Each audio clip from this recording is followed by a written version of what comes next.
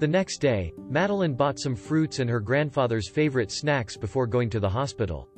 She went directly to the room her grandfather was staying in but realized her grandfather was not there. Madeline went to the reception to ask about this. When the nurse saw that she was Len Samuel's family member, the nurse looked at her with a peculiar expression. Her tone was also unfriendly. "So, you're Mr. Samuel's granddaughter? Is this how you should behave as his grandchild? He has been dead for 3 years. Why are you still here? Go to the funeral parlor. His ashes are over there." Clank. The fruits in Madeline's hands fell to the ground. She widened her blank eyes and was stuck in a daze. The pain started to penetrate her entire body. She thought her heart was dead. She thought it was so numb that it would not feel any pain anymore. However, this suffocating pain was making it hard for her to breathe. Her grandfather was dead. He had been dead for 3 years. She had not even seen him for one last time. Madeline went to the funeral parlor and took her grandfather's ashes as well as his belongings. It was in the evening of early winter and it was drizzling. Madeline held her grandfather's urn and knelt in the rain. Tears rolled down her cheeks uncontrollably, blurring her vision. The hurt and regret caused her heart to ache. She could never do anything to make up for it.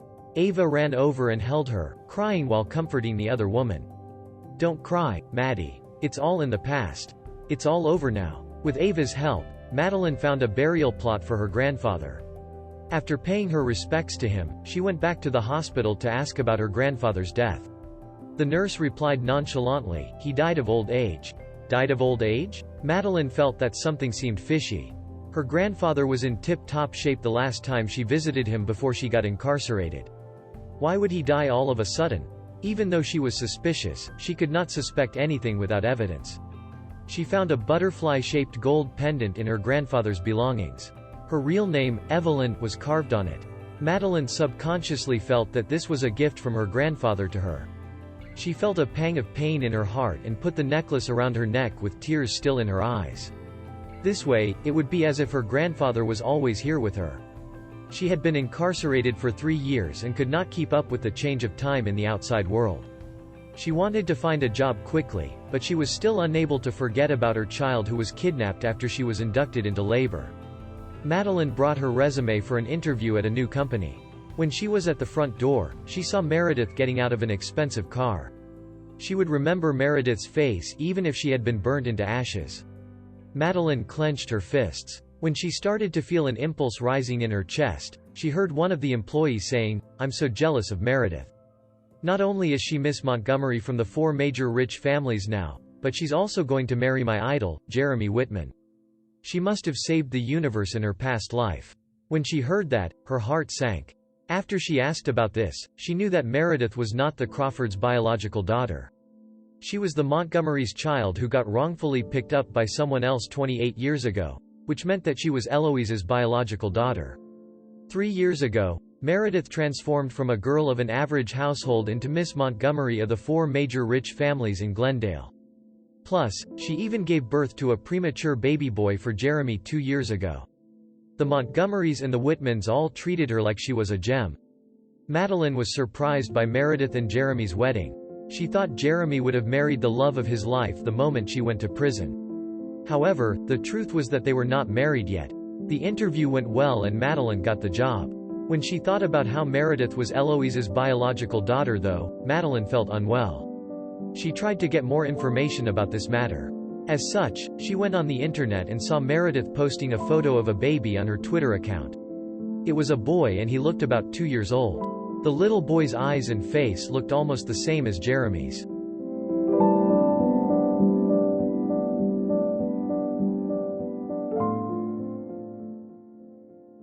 Madeline was heartbroken. A million arrows to her heart would not be as horrible as this. She would never forget that night. She was cruelly inducted into labor and had her child forcefully taken away from her. Until now, she still did not know whether that child was a boy or a girl. Did the child look like her or more like Jeremy? Madeline looked at Meredith's Twitter account and saw her showing off furiously. She was showing off her expensive cars, her branded bags, and her reputable as well as famous biological parents. She was even showing off the cute son she had with Jeremy. An evil woman like her had everything now. On the contrary, she, Madeline, had nothing. How ironic. There had been a few instances when Madeline wanted to look for Jeremy. However, she realized she did not have the courage to do so. She had been tortured mercilessly in prison and it made her flinch at the very thought of it. However, when she thought about her missing child, Madeline still took this step forward. She stood in front of the mansion which she used to be the matriarch of and felt a certain bitterness in her heart. When she was about to press the doorbell, she saw Meredith walking out of the house. She was dressed flashily and looked energetic yet arrogant. When she saw Madeline at the door, she stopped in her tracks with a hint of shock in her eyes.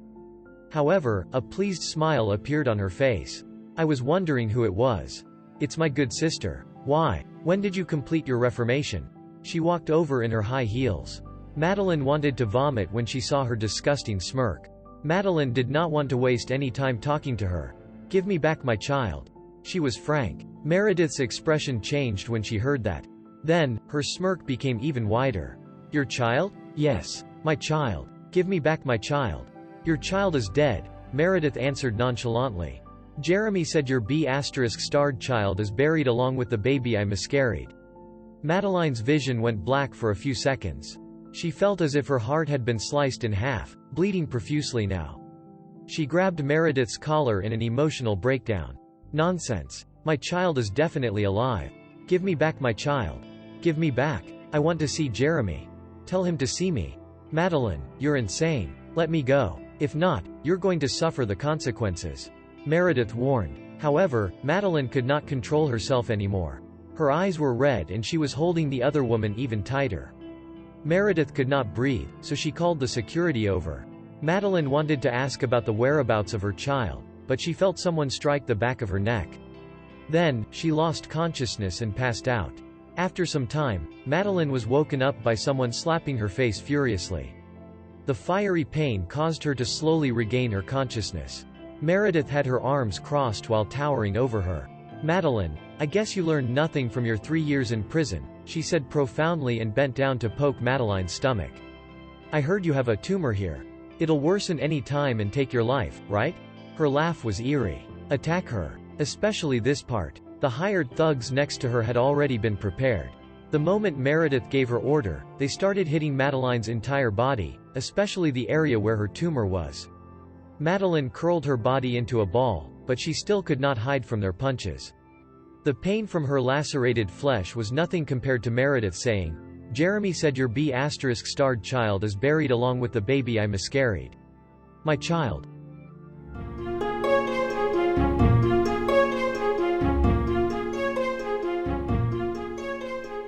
Madeline's vision was blurred by her tears. However, she still could not believe Jeremy would be that cold-blooded. It was such a lively child. Could he really do that to a child? Meredith yanked Madeline's short hair with all her might. She looked at Madeline's bare yet stunning face and could feel anger rising in her chest. "Madeline, do you know who I am now? I'm Miss Montgomery, and I'm going to be Mrs. Whitman soon. Who are you to fight me?" She kicked away Madeline, who was too weak to fight back. Smiling maliciously, she said, "Didn't you want me to give you back your child?" Madeline quivered. She could see Meredith holding a bottle that was about the size of a fist through her blurry vision. There was some white powder in it. "Your child is here." "What?" Madeline felt as if all of the blood in her body had been sucked dry and her flesh had also been scraped clean. She only had her bones left. Her vision turned dark, but she could hear Meredith's eerie voice saying, "How unfortunate. This is a child who just came to this world." This child was a chubby and cute baby with flesh and blood. However, this child has become ashes now. Jeremy said the B***starred child deserves this. "Who told you to keep upsetting me?" "Oh, this B***starred child was a girl." However, Jeremy did not even look at her before asking someone to take care of her.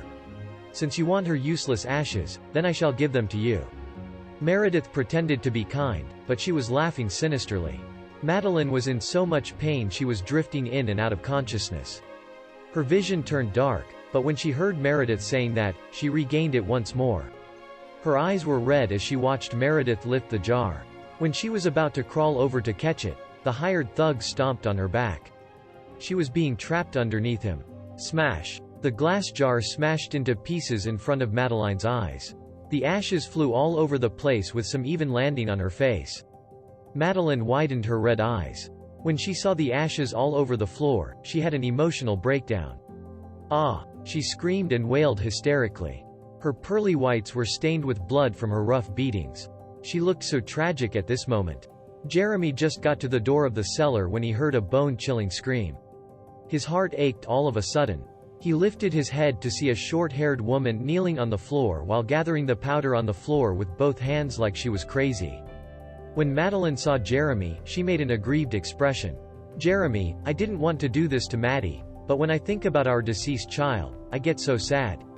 She found a reasonable reason to hurt Madeline. Jeremy's eyes widened. He looked at the woman in front of him in disbelief.